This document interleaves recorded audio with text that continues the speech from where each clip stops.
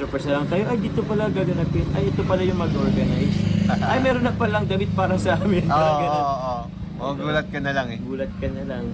So, ayun po. And thank you bro. Sige kuya. Ayan sa konting update para sa birthday ni Carla. Oh, kasama ba si Yus kuya sa birthday niya? Ano? Hoping. Pero parang yata, hindi yata parang alanganin kasi Ano ba? nilalayo natin sa mga maraming tao. Sa bagay, okay. Oo, kasi pag ang bata madaling mahawa ng sakit. Mahina ang immune system.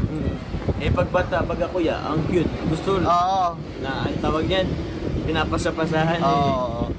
So, yun. Uy, speaking. Speaking. Di ba magbe-birthday na si Rabay? Uy, malapit na din. This Sunday month na yata. din. Oo. This coming Oo. weekend. Punta ka bro? Punta ako kuya. Ayan. Si Carla, punta rin? Pwede, possible naman na pupunta siya. Bagay, isang sunduin mo lang naman yun eh. Asan siya ngayon? Dito lang naman siya sa diet, no? Kasi nagpapahinal siya kuya, ang alam ko. Oo, nagpapahinal. Hindi yan dito sa diet. Hindi naman nag-diet. Ayan. Kasi ano Oo. po tayo? Okay, so Pero kita-kits baka na lang tayo mag-COVID ha. din yun ng tarom. Ronel, Oh. tanongin mo siya. Yan yung mga minasa sa mga magulang. Yun na nga Ay, eh. natanong. Ay, Pero yung si Carla kasi bro, ayaw pa yung... respeto muna natin. Ewan ko, baka nagugulan pa. Ay, lang yung Nabigla daw, sabi. Yung salitang binitawan na... situationship. Alam ko na Yan. ibig sabihin bro, may meaning na ano. Nag-google mo na kuya. Google mo na kuya? Ang ibig sabihin sa buong Tagalog, samahan ng ayaw pang aminin na sila na, pero pinapahalagahan nila ang kanilang pagiging magkaibigan. Parang immune na nga rin yun eh. Oo. Parang di ba? hindi rin yet siya eh. Parang immune na rin yun. Yun na yan bro.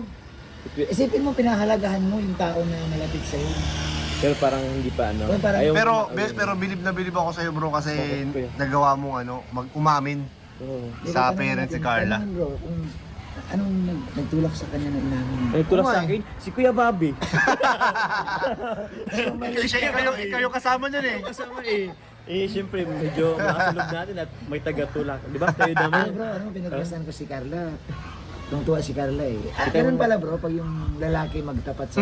Kasi bro, nakita ko kinikilig. Oo. Kinikilig. Sobrang Si Carla kinikilig. bro, nakita mo yan na tumayo siya bro, hindi siya makapagpigil. Oo. Pag Nag-walk out. kitchen, bro. Nag-walk out. Alam mo sa kitchen bro, nagtatatalon. Ay, nakita mo pa yung Oo, kuya sa bro. bagay. Namumula bro, Ako namumula. kasi bro, yung tingin ko, kilala niya at tatay, natadaan kay Ano ka lang?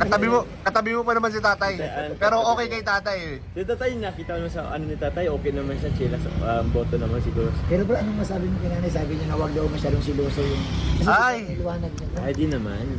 Tayo maintindihin din naman. Pero siloso kasi, hindi din natin masasabi. Kasi silos kasi is, nagpapakita din kasi siya ng love ng isang tao pag nagsiselos ka. Huwag lang sobra. Huwag lang siguro sobra. Oo nga, yun ang sabi niya. bro. Walang sobra. Yun ang request bro ni nanay. Ni nanay Nanay siya Silvia. na huwag daw masyadong siloso. Yan. Oo. Ay, buti, mahabal kaya ako ng ita. Nandito na po yung pagkain natin guys. Buti nga. Sila. Sige po. Thank you so much po. Maraming salamat Papa Joms. Ay, salamat kuya. Thank you sa time. Sige Ayan po.